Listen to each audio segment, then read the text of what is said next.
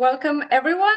Today we have with us Mark Lehner again, which is a great honor. And first of all, I want to thank you for your patience and for being here again with us to continue the conversation we started last time, because last time, as I was explaining to you, it was a bit extra complicated and we had to cut it short. But today we can be relaxed. So it's a great pleasure to have you again. Welcome, Thank Dr. you, Lehner. Elisa. Thank you.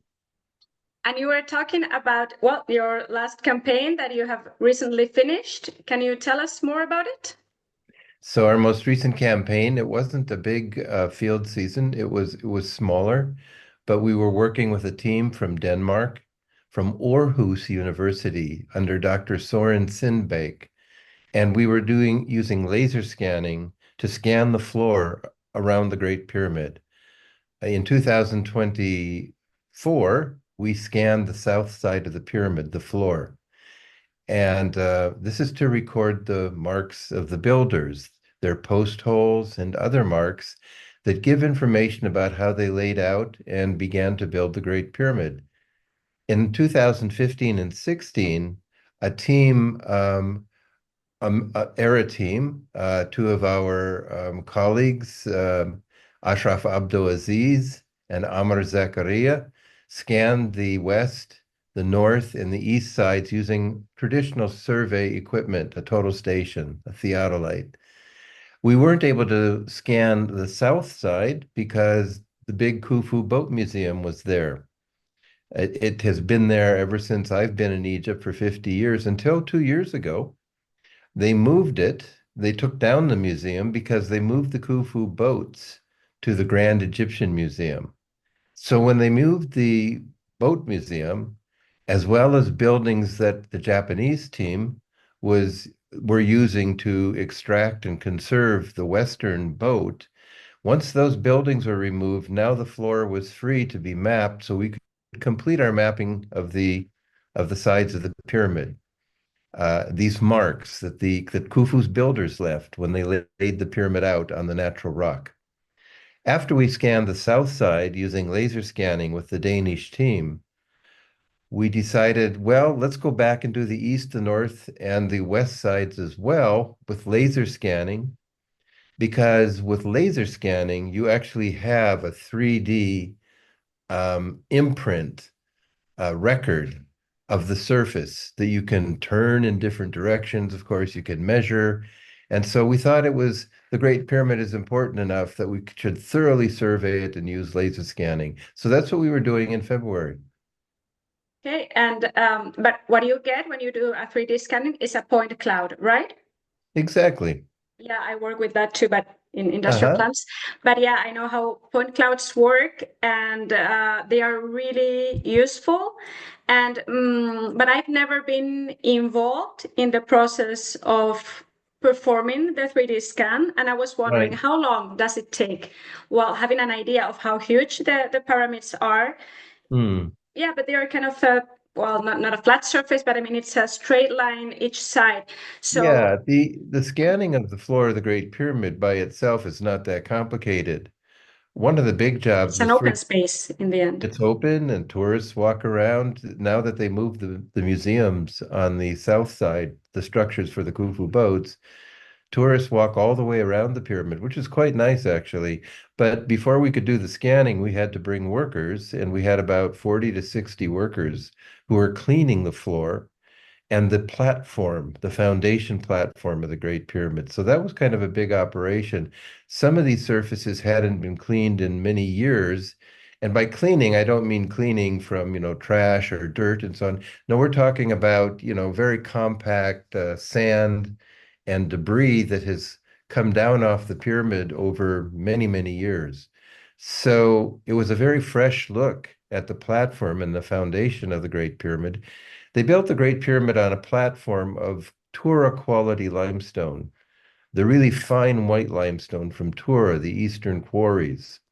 And this platform is about one ancient Egyptian cubit thick, so it's 0.52 meters, or about half a meter. And then they brought the casing, the slope of the pyramid, down onto that platform. So the actual baseline of the pyramid is set back from the edge of the platform by about 38 to 42 centimeters.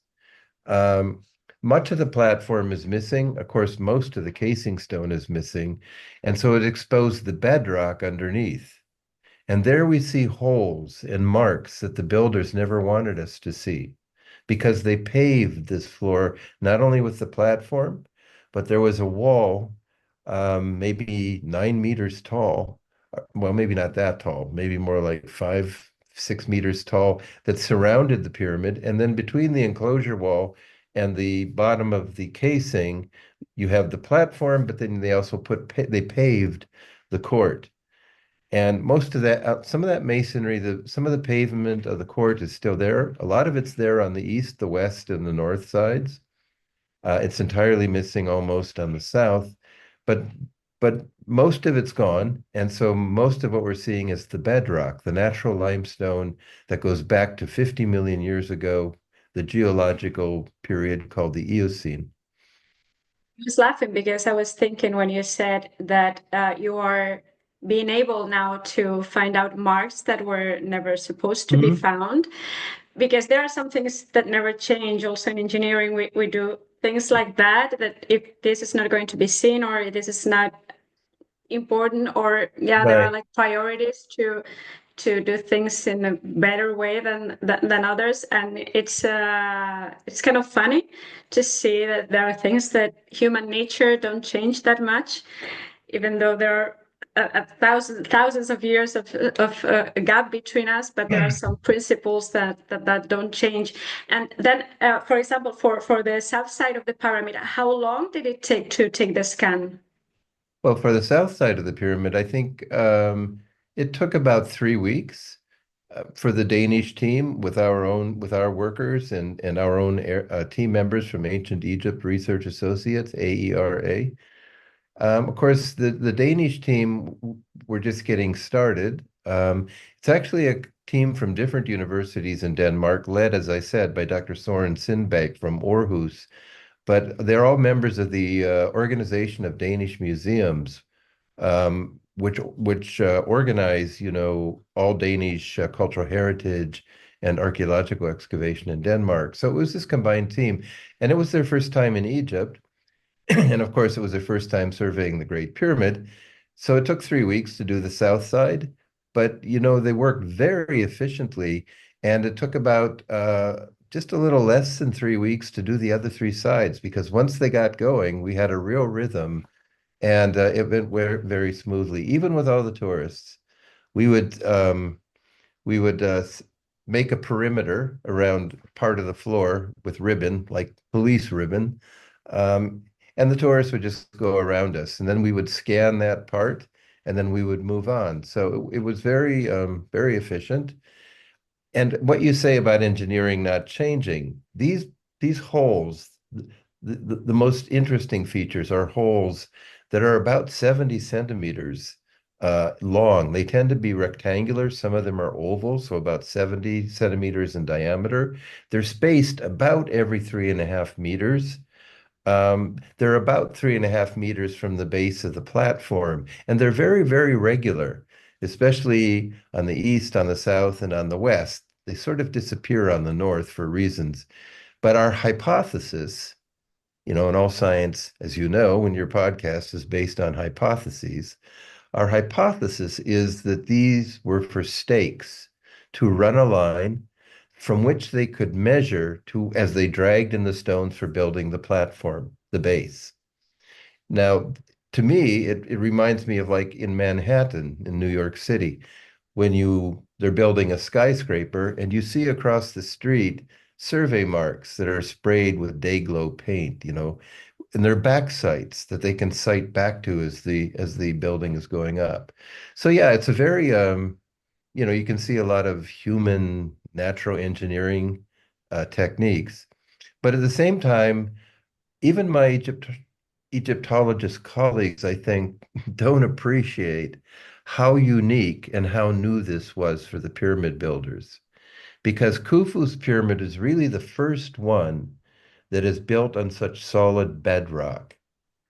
All the research and development that made the Great Pyramid of Khufu possible was done in the reign of his father, Snefru, who built no less than three, and if you count it in a certain way, four giant pyramids, almost as obviously Snefru's not intending to do research and development. He says, I'm going to solve all these problems so my son Khufu can build the Great Pyramid. No, he's just trying to build the world's first true pyramid, because before that, you only had step pyramids, and really only one that was completed.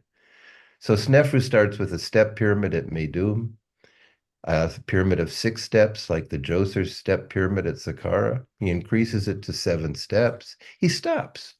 He says, I'm going to move north to Dashur from Meidum. So at Dashur, he doesn't know, he wants to build a true pyramid.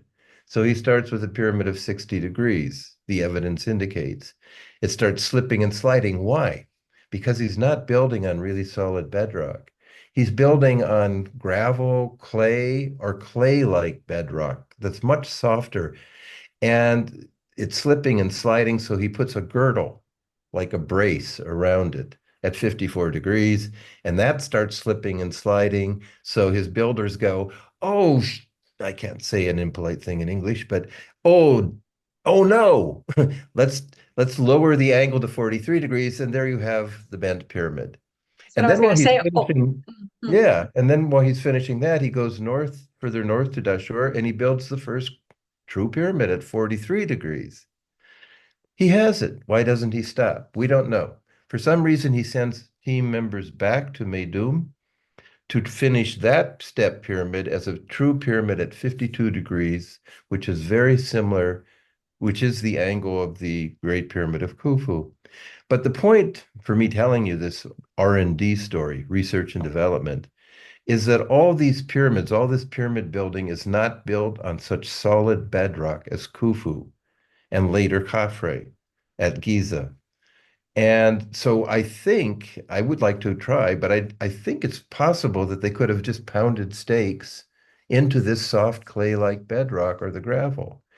But at Khufu's pyramid, maybe they were used to pounding stakes, wooden posts for markers, but now they had to cut a hole in order to place the stake. This is our hypothesis. So it'll be interesting to see what the scans show. Can you really draw an accurate line through these post holes? Do the lines intersect at good 90-degree corners, and so on and so on? If we try to draw a line through our scans, and oops, two or three of the holes are way outside the line, then the hypothesis starts to get a little bit, shaky. Yeah. Yeah.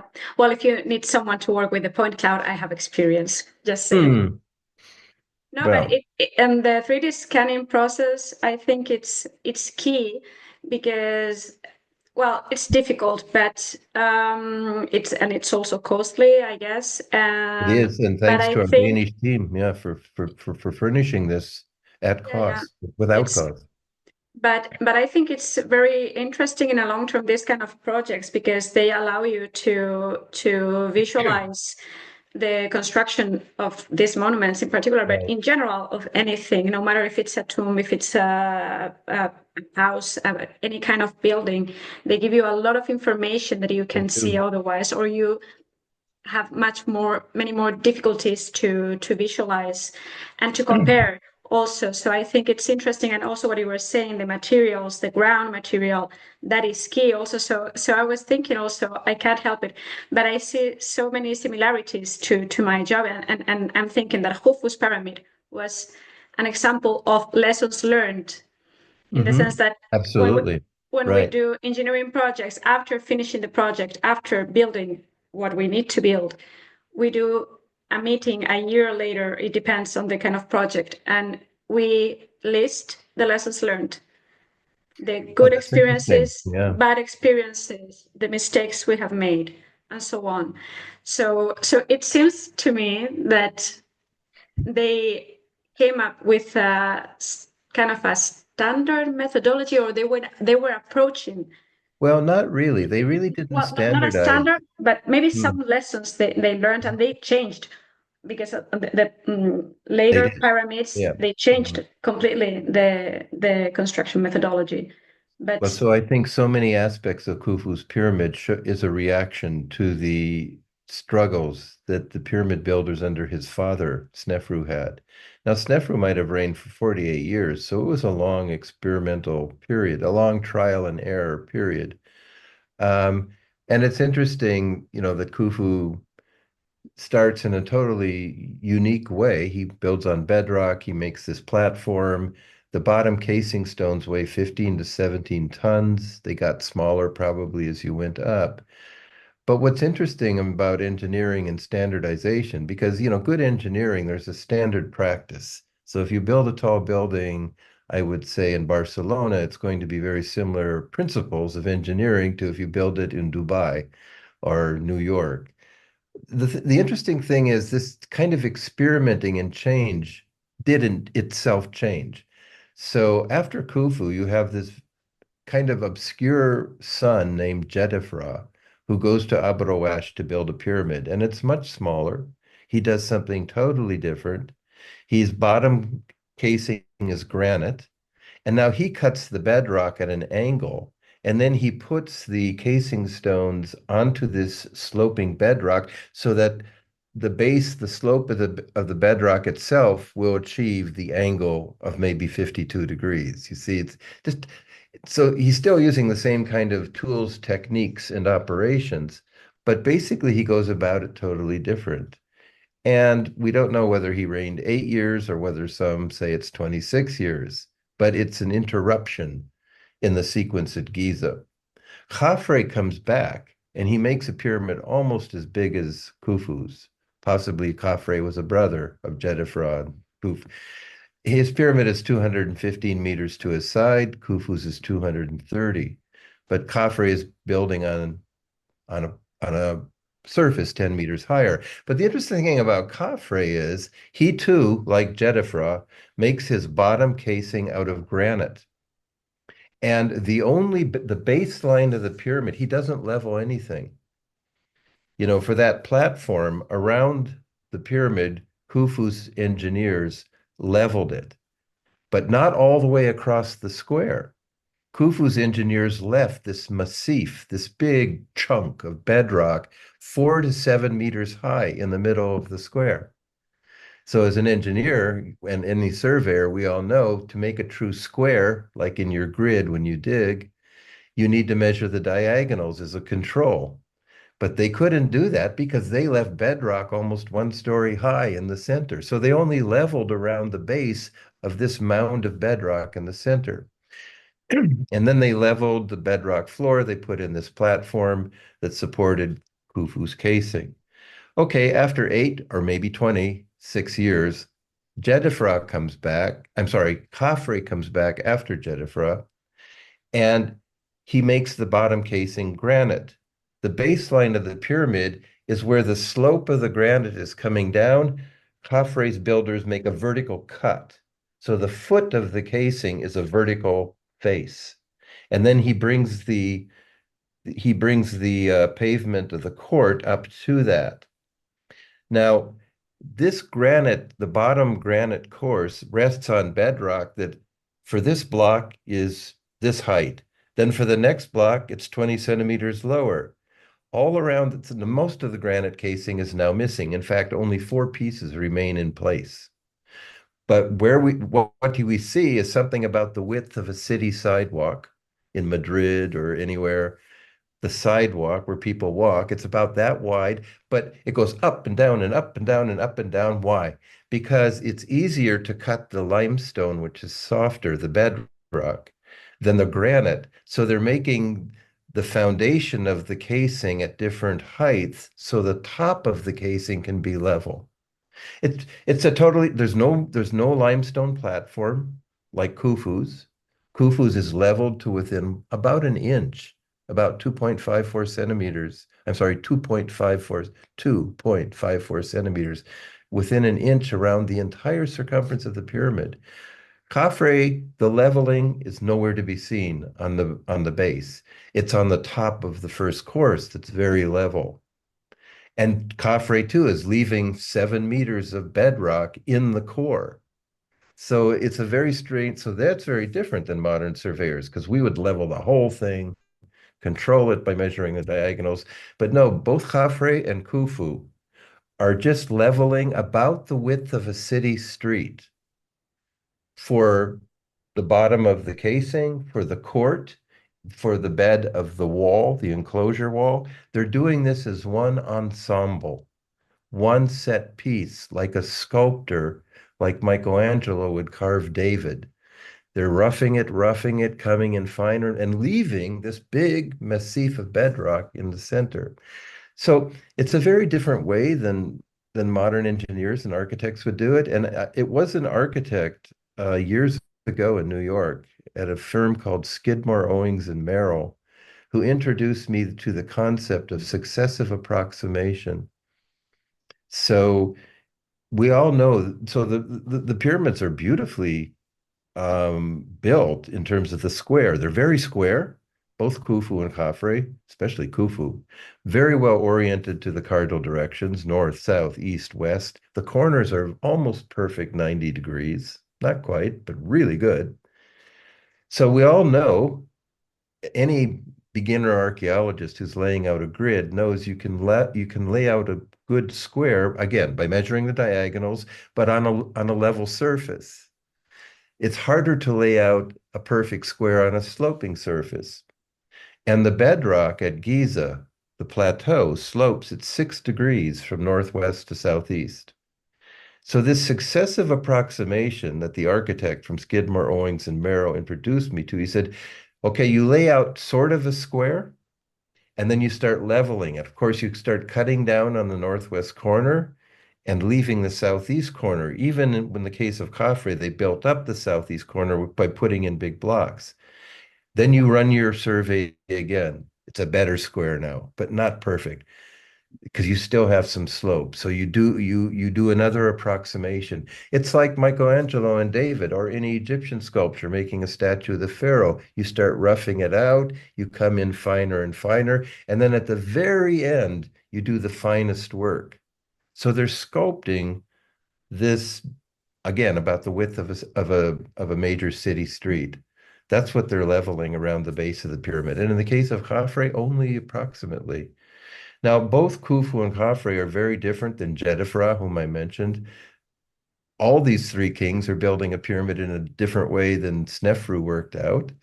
And then Menkaure does something different entirely, kind of weird. But so it wasn't until the next dynasty, Dynasty 5, and then especially in Dynasty 6, that pyramids became truly standardized, more standardized. And you know the term in English, cookie cutter, where you're stamping out all the cookies, all the biscuits with the same shape. So that it's a little bit of an exaggeration, but in the sixth dynasty of the Pyramid of Merenre, who might have reigned, 9 years or so, and it's more or less the same configuration as the Pyramid of Pepi II, who is said to have reigned some 90 years. He must have come to the throne as an embryo, but um, the point is that's when standardization starts happening. Yeah. So it's interesting to try to reconstruct their mind and their society of building, by seeing these differences. I was also thinking that, as happens in any field of science or history, let's say history, that we tend to see or try to understand what happened in the past through the eyes of the present and our Mhm. cultural background. And it's happening to me right now with the engineering experience that I can't help it, but my brain turns to that side of that way of thinking. I can help it, but it's true what you say, that you have to, no matter if it's about construction or about building or about other aspects of Egyptology, but you need to get away from your Modern perspective, mindset. your Yeah. modern perspective of things, Yeah. because it's not like that. Hmm. So yeah, that's an exercise that we have to do in every aspect of this.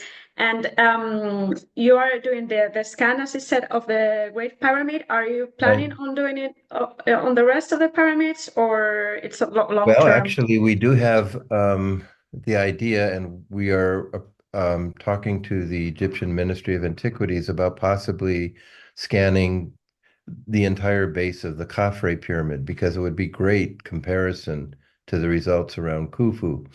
But at the Khafre pyramid, there's still many, many blocks, casing blocks from the Middle Ages when people were quarrying the pyramids. There's a lot of cleanup work. Again, it's cleanup of ancient material to be done, but that would be really, really great comparison for what we're doing scanning Khufu. And so that's one thing we have in mind for our next season. But what our big goal for next season is to go back to what we call the lost city of the pyramids site, because it was lost until we found it. But and continue our excavations that we've been doing there for 37 years.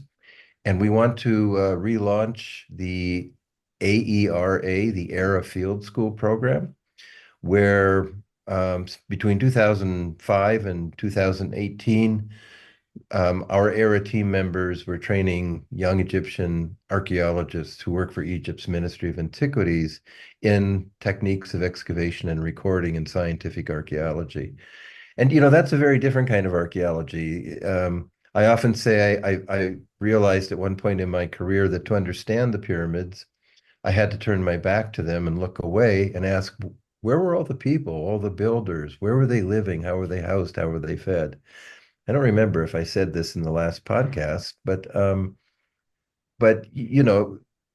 we've been talking about massive monuments, the pyramids and the builders, and of course that fascinates everybody. But, if you know the movie The Wizard of Oz, where Dorothy and the Scarecrow and the Lion and the Tin Man are looking for the great and powerful wizard, and that's the Great Pyramid. And but at the end, the little dog, pulls the curtain apart, and there's just a little man behind the curtain. Well, we're looking for we don't want to demystify the pyramids. There's still very many mysterious questions about them, but it's really fascinating and satisfying to me and my whole team to find the people's houses, to find evidence of what they were eating, settlement archaeology. And it takes a whole different kind of attention and skills. So we're going to be returning to that in the fall and using it as our field school. AERA developed a whole program of beginners field schools, advanced field schools, where the same students come back and then they specialize, like in survey and mapping, or ceramics, or archaeological illustration, or human osteology. We had a whole Swedish team under Jessica Holst Kaiser. So at that time, it was, we had 6 or 7 Swedes who were teaching bioanthropology, the excavation of human remains. Because on our site, which is the city of the pyramid builders, 2,000 years later, it became a burial ground for poor people. And 2,000 years later is still about 500 BC, so it's the time of the Old Testament and so on. And so we had a great opportunity to teach that specialty of archaeology. And the last big field school was really 2018, so we're going to try to resurrect it in collaboration with the Ministry of Antiquities. And what we're going to be looking at specifically is this very sophisticated harbor that we have found to the south of the city. So we found these big blocks of galleries, which we think are barracks for royal troops or workers. We found houses of officials. Way to the south, we found this big corral, which we think is where they stored the cattle. We find evidence of eating lots of prime beef in the bone. We save every scrap of animal bone. But the corral was actually to the south of a modern soccer pitch. And the harbor that we found with this royal building which is a storehouse with out of the north end of this soccer field. So again, thanks to the Ministry of Tourism and Antiquities in Egypt, we were able to they built a new soccer field for the local youth, and we were able to remove this soccer field and find the rest of this royal building. If it wasn't just a royal building, we found that it's a series of big enclosures, and the enclosures end at terraces stepping down into this harbor. And they're smaller sets of chambers and corridors. It really looks like, I don't know about ports in Spain, but it looks like the Port Authority of New York and New Jersey, with where big tankers it's very sophisticated, and it's all stepping down into this depression that we think is an ancient back service harbor where they would deliver cattle to the corral. We call it the OK Corral. I don't know if you know, in the American West, there's the, Old Kingdom Corral. And they would deliver cattle up into the corral, and they would deliver grain, probably wheat and barley, up into the storehouse. So it's really quite exciting. But the focus specifically within this bigger context is the world's oldest faience production place, which we found in one part of this area of the site. And another focus is going to be on one of Egypt's oldest copper working facilities, which we found in another part of the site. And we're going to be looking at other workshops where they were doing craft. We found in 2023, just before last year, we found where they were working alabaster, making alabaster objects, carving vases. We found the drill bits, we found the cores, and so the focus is kind of on craft work, which is taking place on the terraces overlooking this harbor next to this royal building. So it's pretty exciting. Thinking that I forgot to ask you a question, so I'm going to go back for a second to the problem of the building, the construction of the pyramids, because you were talking about the approximation, the success of approximation, you called it? Excessive approximation, yeah. Excessive approximation. And I was going to ask you, what do you answer people when they ask you about how it was possible that the ancient Egyptians built their monuments and the pyramids with such great accuracy? Well, yeah, I mean, it's a very broad question, and a lot Yeah. of the things I've been saying relate to that. It's not quite like asking how do modern people build an automobile? The tires, the brakes, the carburetor. Oh, there aren't carburetors anymore. The computer chip. I mean, you mean how did they level it? How did they achieve the 90-degree corners? It's too many questions bundled up into one. So it's very hard to I totally answer. agree, and it's also true because it's a question I get a lot, and I just Of don't course. No, of bother course. We all do. to answer. Yeah. But also, I haven't been involved as you are, as you have Yeah. been for years. So, Hmm. as you were saying, it's not only a question. Is okay. What are we talking about? Yeah. This specific thing, this other thing, this other thing. Yeah. It's not like it's not so easy. And then another question about the harbor you were talking about. I'm trying to picture how it would look like, but it's hard for me to You would imagine have to because look at our map. You have to see the map. So in the map of our site, there's the big wall of the Crow. It's like a 200-meter long stone wall, and it attaches to to the gallery complex, which are these big blocks of galleries. By galleries, we mean like corridors, like about the width of a hotel corridor. And there's one after another, like a comb, there. And these blocks of galleries, we think the galleries were barracks. They're separated by streets, which are precociously modern. That is, they're almost 5.2 meters wide, which is 10 ancient Egyptian cubits. They are paved with compact, dark clay on a limestone bedding. It almost looks like modern street construction. They have drains running down the middle. So you have these big blocks of galleries. And then to the southeast, you have the big royal building. We call it the Royal Administrative Building. It's the storehouse with all the granaries, the silos. And to the immediate south of the gallery complex, you have all these enclosures, big rectangles. So just think of an Excel spreadsheet. You know what an Excel spreadsheet looks like. But in the Excel spreadsheet, you have columns, you have rows. You can actually make smaller columns within the columns. That's what we have stepping down into this harbor. We have these big enclosures, one, two, three, four, five. They open onto the harbor. But where they open, there's a lower terrace, and then there are smaller enclosures. Bump, bump, bump, bump, bump. Four for every big enclosure. And then they have smaller chambers. It's really kind of like an architectural equivalent of an Excel spreadsheet. And the overriding message is very, very organized in an orthogonal, rectangular Excel spreadsheet kind of way.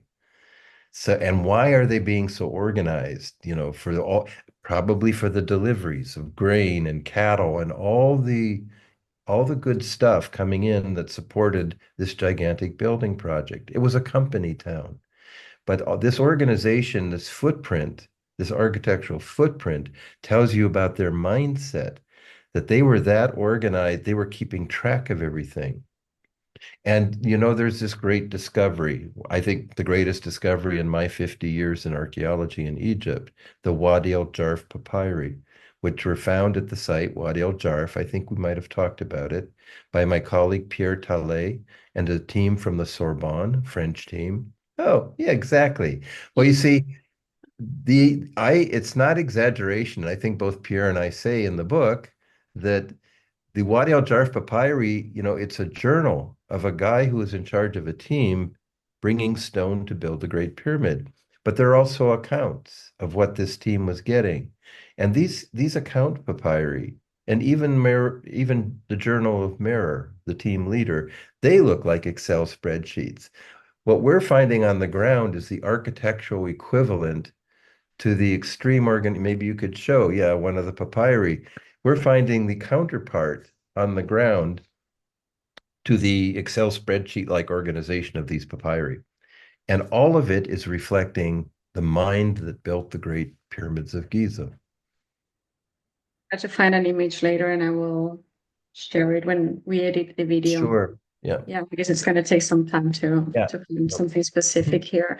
But it's amazing to imagine that that it's, as you said, like a journal of someone that was Mhm. being part of this project and being able to find it and to translate it and to read it for the first Yeah. time in thousands of years. It must be one of the most exciting experience there are.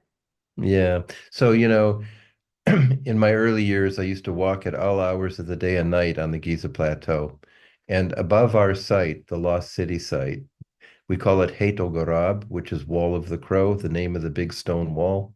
That's the name of the site in Arabic, Hayt al Gorab. And above the Hayt al Gorab site, there's the Gebel Ibli, the southern mount. It's a big kind of promontory, and I used to sit up there, and from up there, you can see the whole panorama of the pyramids. There's Khufu, there's Khafre, there's Menkaure. You can see the quarries. There's the Sphinx right over there to the right at about 2 o'clock. You see the whole thing. And I used to wish that I could have 5 minutes, be better if it was 15, of seeing, say, the Pyramid of Khafre being built or Khufu, just to see it, to really see it. And of course, until they invent time travel, that's not going to happen. But the Wadi Al-Jarf papyri are the closest thing we have, because the guy's name is Merer, as you may have mentioned.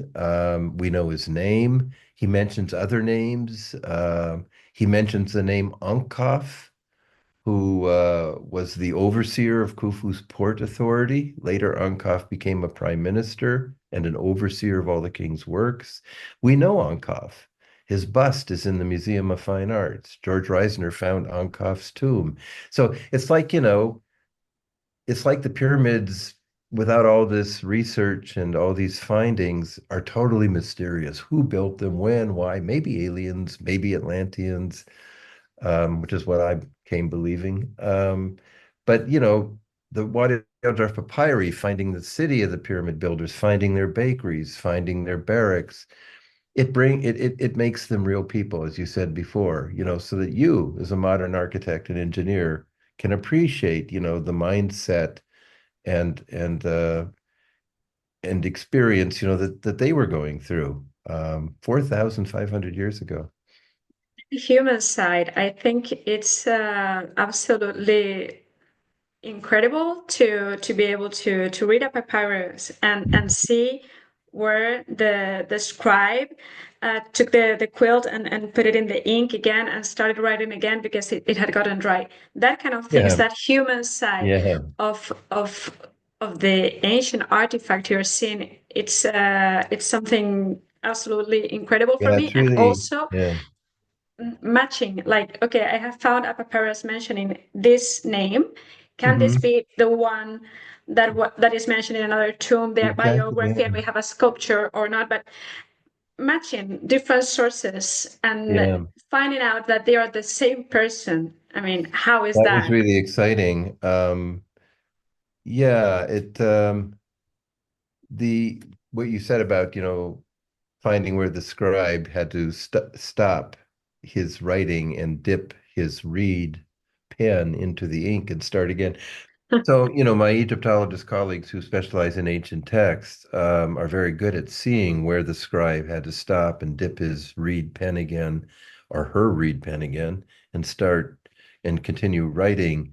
And, I really admire that. Pierre Tallet has done a fantastic job on the Wadi Al-Jarf papyri, doing what they call the paleography, which is, how they wrote and ligatures, how Yeah. strokes end. I mean, yeah, it's almost getting into like, the Zen of ancient writing. But Pierre is amazing because he's also a great archaeologist. And I don't know if I could have collated and translated the papyri, but what a job to land on his desk, finding those as an archaeologist in one of his sites. The best I can say is some years ago, I brought a master carver named Nicholas Fairplay to work with me. And I met him at St. John the Divine Cathedral in New York. Nick had worked on all the great cathedrals, on many of the great cathedral sites in Europe. I don't know about Spain, but he's a master carver. And he couldn't show me where a scribe would stop writing, but when we were inside the Great Pyramid in the Grand Gallery, the light that they've put in for tourists and for visitors is just such that it rakes across the wall and you can see the chisel marks clear as anything. As many people have remarked, they never finished polishing the walls of the Grand Gallery. So you see all the chisel marks. They look like schools of fish, all kind of arcing in one direction. And you can actually see the chisel marks where they come to the seam between two stones, how they're doing dit, dit, dit, dit, dit, dit, dit, little short chisel marks. And I know because I've done a little bit of stonework myself. If you're chiseling even two blocks that are joined together, it's very easy that the edge, the corner will just, drop off. So they're being very, very careful there. But Nick was the one who pointed out, look at this guy. He said his chisel mark is going, going, going. And then you can see that the edges, the sides of the chisel trail are getting deeper because the copper is curling, you know, with the stone's resistance, and it's digging in deeper. And then he stops, and Nick says, now he's sharpening, you see, and then he goes and starts in again. But it was Nick Fairplay who told me that they probably had men, yeah, probably men, maybe young men, running from the people who are doing the chiseling, maybe outside the pyramid where they're annealing, where they're heating up the chisels because it's copper. It's actually arsenic copper, which is almost as hard as bronze. But they would like heat the copper and pound it and then put it in water. And it's annealing. It's Annealing. It hardens it. And then they're running the new chisels back. So, with somebody like Nick Fairplay who could see the human hand and understand, you know, what is involved. So, first of all, these chisel marks are about that wide, as wide as your finger, maybe your thumb. And that's because with copper, you can't get a wider chisel. So, everywhere where you see final dressing, it's these very thin chisels. The entire dressing of the Great Pyramid was done by thousands of hands, using chisels about the width of your finger. And I have actually witnessed this in Aswan with granite work. I've spent maybe a total of 2 or 3 months in the granite quarries in Aswan with documentary films. about obelisks and how you carve an obelisk and extract it and set it up. But even today, the modern quarry workers, of course, they use saws and drills and pneumatic drills, but they will still sometimes have to use chisels. Now they're iron chisels, carbide steel even, but they still have a shop where there's a big mound of charcoal and it's black, but it's glowing bright red, and it's like a porcupine, these animals with the needles.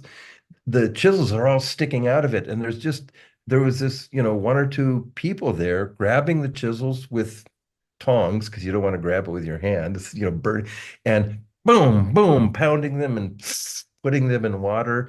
And there are young men carrying them in baskets to the guys at the quarry who are doing the chiseling. So that kind of thing was happening. And there's just so many implications, the fuel that was required to keep the fires going. Just amazing. I'm sorry, I thought of that when you talked about the scribe and how Egyptologists who specialize in text can see exactly where they had to stop and dip the reed pen again. But No, it's a nice parallel that you can do the same, well, the same kind of exercise, try to right, trace back how things have been done and what they require yeah. to be done as they are. So yeah, it's a really nice parallel. And can you also distinguish, because if you can do it with texts, for me, it's also an amazing thing that you can recognize the handwriting of the person who has written a text. Can you have you had that case? Can you recognize the artist that or the So colleagues maybe can. in a stela No, or there are something? colleagues who specialize in art history. I'll mention Laurel Flinty, who's specialist art historian in Old Kingdom painting and relief carving and so on. Um, One of our colleagues, Florence Friedman, specializes in statuary of the Fourth Dynasty, especially Menkaure. They get so sensitive, they can see different hands and so on.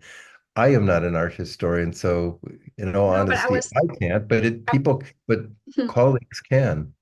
no, but I was thinking if maybe there is some kind of parallel with the construction. In the end, it's not an artistic thing; it's a construction thing. But maybe you can, I don't know, see some kind of But one of the things that, patterns. yeah, so I can't see individual chisel marks, of individual workers that you like the way you can scribes. For example, Pierre Tallet, I'm Oh, just thinking of something I was using recently where there's a reference to Ankhou Khufu. Khufu lives. And in the Wadi Al-Jarf papyri, it's the name of a town at the foot of the Great Pyramid where the workers, where his valley temple was. It's the name of the valley temple. And in his publication, Pierre Tallet actually gives different writings. This is like cursive writing, hieratic. And so he actually shows different hands, different people are writing this name, Uncle Khufu. So that's kind of cool. But one of the things that impresses me, Alicia, is how all these different hands came together to produce a result. So, for example, when I'm out north of the Great Pyramid, I see the bedrock esplanade that tourists walk across to approach the pyramid. Was outside the court of the pyramid. But that bedrock surface slopes beautifully and very gradually away to the north. Why? So any rainwater would just wash away. But that surface was created by people, 4 to 7 meters below what was the original plateau surface. And that's in that surface of that esplanade where the tourists walk right over it, you can see crude grids of bedrock, for, defined by channels. And you can actually see where they were making the work tractable by saying, you do this square, you do this square, you do this square, work it down, work it down. But each worker, you see, or small group of workers, they're only looking at what's right below their knees, and their knees must have hurt at the end of the day. And they're pounding away with big hammer stones. But somehow they're coordinated to achieve this beautiful regular slope. The best example of this in ancient Egypt are the obelisks. So I worked in the granite quarries at Aswan, where you have the unfinished obelisk. The unfinished obelisk was more than 1,000 tons if they had gotten it out. I think something like 1,160 tons. The biggest obelisk we know, which is in Lateran, Rome, I think, an obelisk of Thutmose III is 500 tons. They were just asking more of nature than nature could offer. But so they shaped the whole thing. How did they shape it? With a trench. They pounded a trench in the shape of this obelisk that's bigger than any obelisk the world had ever seen. When the sun is setting and it's shining down that trench, it looks like somebody took an ice cream scoop or a big spoon and just scraped the granite. Why? Each one of those concave scallops that look like an ice cream scoop is the work, every two of them is the work of one person. So this person is pounding this patch that's about as big as my computer screen here.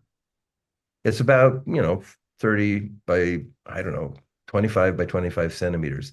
And I'm sorry, it's probably men at this point, are pounding away and moving the dust to one side, to the patch to the left front. And then somebody has to take that up and away. And then they switch, you see, and they turn and they pound that patch and put the dust in the. So every worker is doing four patches and putting the dust, you see, in the third patch. Then he's pounding that patch and putting in, and they keep turning around. So every two scallops, because two sides, is the work of one pounder. So it's pretty amazing. And they estimate it must have been about 200 pounders.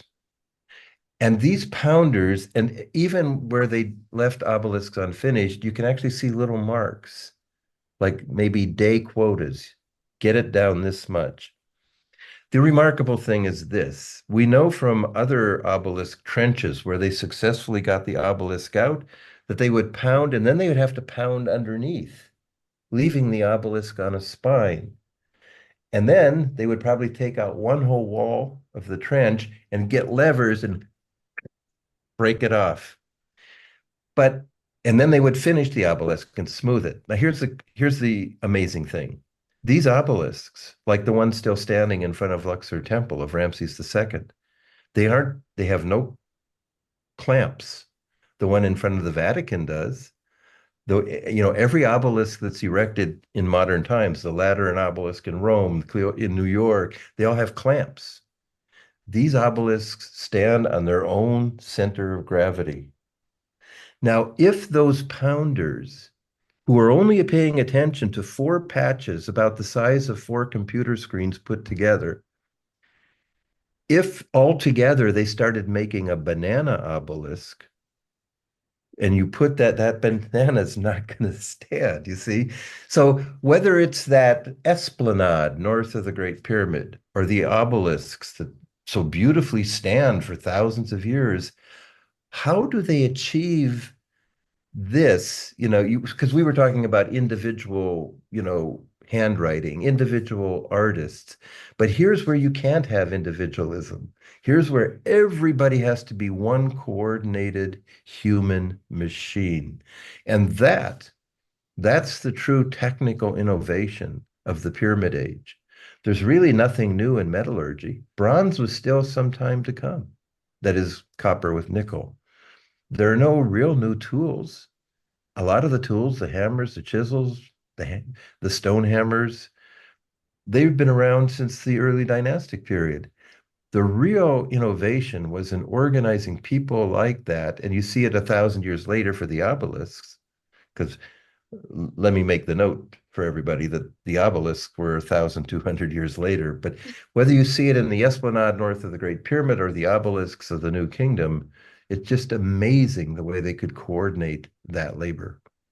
Yeah, but you answered my question because indeed you don't see the person through the construction methodology. Exactly. You don't see the person from such Yes. a close perspective. It's not such an intimate Yes. approach.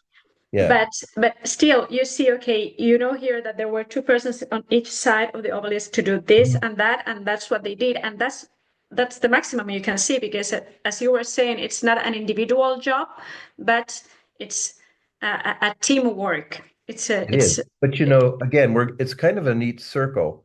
And all the points, the individualism is really cool and important, but so is the united effort. But to come back to the Wadi Al-Jarf papyri, here's this guy, Mirror, and he's got a team. They call it a za or a phyle, a Greek word for tribe. They put in the papyrus the nome, the sign of their home district. So, like if, North Dakota, North Carolina, I'm sorry, I don't know any of the districts in Spain, but um, yeah, and so it's really that's what's so refreshing about the Wadi Al-Jarf papyri is it humanizes it. Here's Ankaf, yes, we know his tomb, one of the biggest tombs in Giza, but he's too just a guy. He's brother, half brother of Khufu. Makes him look real, real people, and it just makes the job they did all that more amazing. It's actually, you know more amazing than if, outer space people would come down and just cut it all with lasers. I mean, that that wouldn't be such an achievement. continue continuing the conversation about people. Last time we started to talk about, but we didn't have enough time about the south side of the plateau of Giza, where now there is all these buildings and houses. And do you Mm. think, well, we mentioned last time that it would be interesting to also excavate that part because probably there is something there to find. Maybe a village, maybe something like. Well, the South thing is, side of the Giza, you mean the south side of the Giza Plateau? yeah. That's where we're digging. That's where I our know last that's no. studio. It's also. Sorry, it's the east side. Oh, the east side, yes. Yeah, I'm sorry. Oh, yes, to excavate there. Because the book you just held up a little while ago, the Red Sea Scrolls, Show that it again. we talk about it in there, but the Wadi al-Jarf papyri give the idea so that to the south of the Causeway of Khufu is a palace of the king, a granary, maybe an archive, and it should all be there. Basically, this city called Anku Khufu, Khufu lives. Um, my own thinking, Pierre Tallet had the idea that what's there to be found is what we're finding in the Hato Garab site, the Wall of the Crow, further south. He said under the reign of Khufu, that was all here. And then it moved under Khafre there. If that's true, then we should have a palace close by in our site as well. But my thinking, and I say this in that book, is that what we're finding, the barracks, the bakeries, the corral, the OK Corral, it wasn't once further north. I think what we're finding is one part of one big palace city like Versailles that was there for three generations, Khufu, Khafre, Menkaure. Because underneath our barracks, underneath everything we're finding, there's an older phase, an older organization, which is very daunting because we're never going to be able to get it. We'd have to remove everything that we mapped, but that's what we're actually going to be looking for next fall when we go back and excavate this harbor, the edge of the harbor, all the craft work. A lot of this is in the older phase. So I think that our site to the south of the Sphinx, the Wall of the Crow site, Hato I actually think it was probably there in the time of Khufu. And it was a different district of one city. But what Pierre Tallet is finding in the Wadi al-Jarf papyri, Palace of Khufu, Granary, City, Ankh Khufu, it's another district of one city that was there for the three generations. The kings built pyramids at Giza. I opened this book randomly, this Oh, one that about the big Giza book. Yeah. pyramids, and I just saw this, and I don't know if these are the holes you were talking about. I don't know if No, that's actually the Queen's Pyramid of Khufu, I the didn't read the southernmost. text. That This is is the Queen's Pyramid. that's unfinished casing stone where they didn't finish dressing the casing down, Mhm. and it's a very important exposure. It shows casing stones that they decided to leave below the floor level, so they didn't cut them at the slope of the pyramid. And Mhm. it's a very important detail because one question is the ramps as they spiraled up and up and up as the pyramid was rising. Could you found the ramps? Could the ramps be supported on casing stones like that? And there, it looks like they stick out far enough, almost like steps, that yes, you could base the ramps on the casing stones before they cut the slope of the pyramid. You see, they cut the slope of the pyramid after they set all the casing stones. Again, very different than the way we would do it. We would pre-shape the casing stones and then set them into place. Have you done any research on the mastabas, on the Eastern and Western Cemetery? Have you Well, I haven't analyzed the myself. constructions and things like that? Well, not formally. I mean, I have many, many pictures where I see the same principles and techniques of masonry and building in the mastabas that we also see in the pyramids. So many details are the same because a lot of the cemeteries to the east and to the west were built during the reign of Khufu. So it's clear that Khufu and also Khafre and Menkaure even didn't just build a pyramid and a upper temple and a causeway and a lower temple. They Khufu conceived the whole ensemble as including these organized cemeteries with mastaba tombs, which of course means bench. They look like benches. Mastaba tombs laid out in streets and avenues. It's like an urban development, really. It's like a labyrinth in a way because, well, there are like streets, but as they were not built at the same period of time, they are like, how to say, they are layers, right, Well, of mastabas. whole big blocks of them were built at the same period of time. Hmm. And what's interesting, so you have like cemetery G400, Hmm. which is a whole, it's On like the four Western rows Cemetery. in the Western Cemetery, four big rows of tombs running east of the tomb G400, which is the tomb, the mastaba of Hemiunu. It almost looks like his soldiers lined up in front of him. Those were all built roughly at the same period. And Hmm. then there are other cemeteries with other numbers that were sort of built all together. The interesting thing is some of these were never used. They were just left empty. It's almost like an urban development, where you have a new condo development or new housing development anywhere in our cities, and then you go out and look for people to come move in. Of course, in our case, buy them. But it's the case that many of these mastaba tombs were not occupied. Nobody was buried in them until later dynasties, the fifth dynasty and even the sixth dynasty. So it's very interesting that they're doing this. They're building this urban development for urban for the afterlife, even before apparently they know who's going to be buried in them. It just seemed like something the king did at this time. And it starts under Snefru, who's got organized mastaba cemeteries at Dashur and also at Meidum.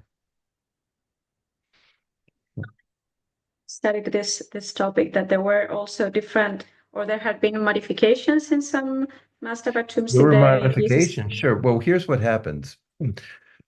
When one when a tomb is assigned by the king, we really don't know. The king is probably, or when somebody occupies it, say in a later dynasty.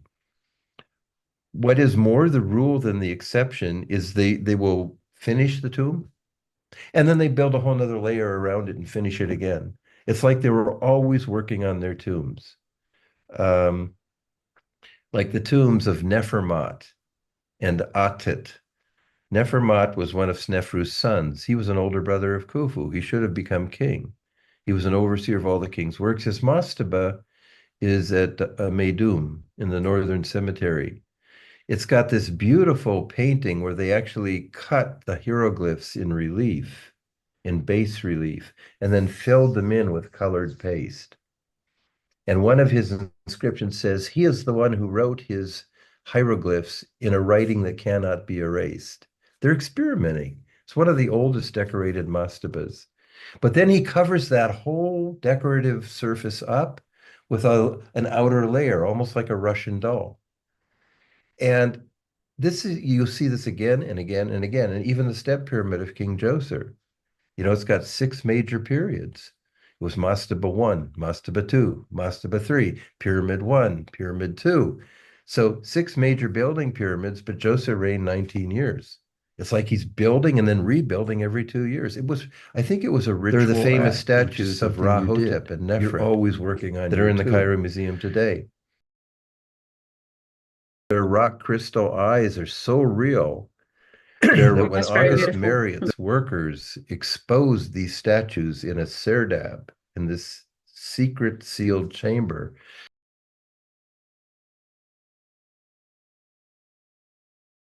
they just fled with fear, so the story goes, because they look so real.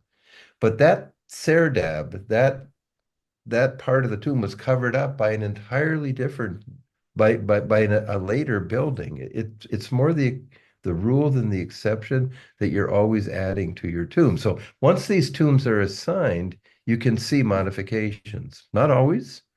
Sometimes it's a one-off use from the reign of Khufu, but quite often you see that they're always being modified.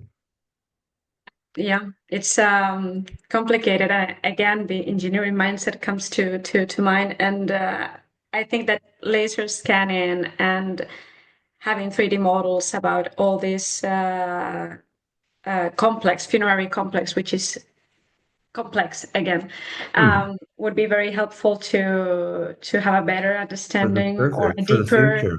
Yeah. understanding. Yeah, it's a long-term project, of course, because it's not an easy thing to do, but I think it would be of a great help. And what is the part of your job that you enjoy the most after all these years?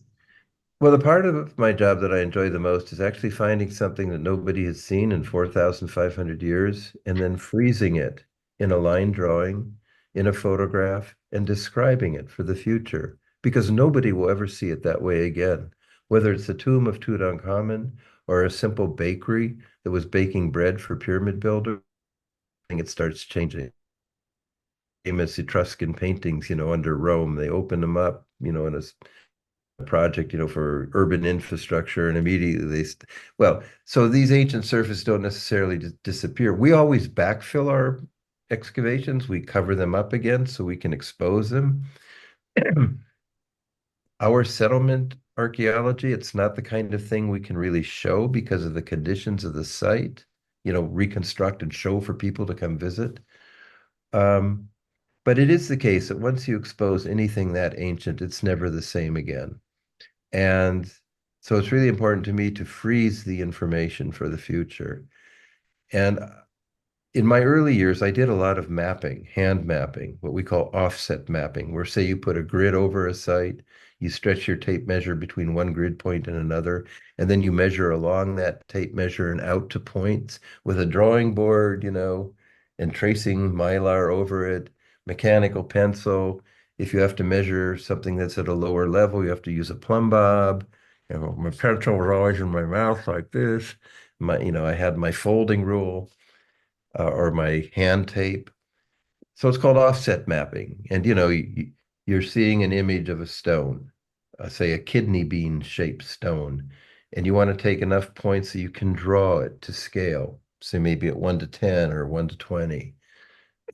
And so maybe you have to go and take one coordinate, make a point, take another set of measurements, 2.68 meters out 1.43 meters, make another point. So maybe for a kidney bean shaped stone, 3 points would do it for me because I've always had a good hand. And it's a right brain, left brain thing because you're holding the coordinates in your left brain, you're holding the image in your right brain. And then as soon as you get enough coordinates to draw the stone, you let those coordinates go. And then you go to the next stone, you let the image of the stone go. Now you're working on this stone, which looks more like a heart, or a square. And so I will map. I used to map, ancient bakeries, scatters of stones, the Great Sphinx. I mapped the whole Great Sphinx, stone by stone, in this way, working from 7 o'clock in the morning until 5 o'clock in the afternoon. And it's kind of a meditative process. It's a bit old-fashioned now with laser scanning. And this brings us full circle to where we started the interview. But you really get to know the surface. Like I really got to know the surface of the Sphinx when I was mapping it from 1979 to 1983. Really, I was done already by 1981, stone by stone. I used to be able to lay down and just survey the Sphinx like a videotape in my mind because I was interacting with it so much.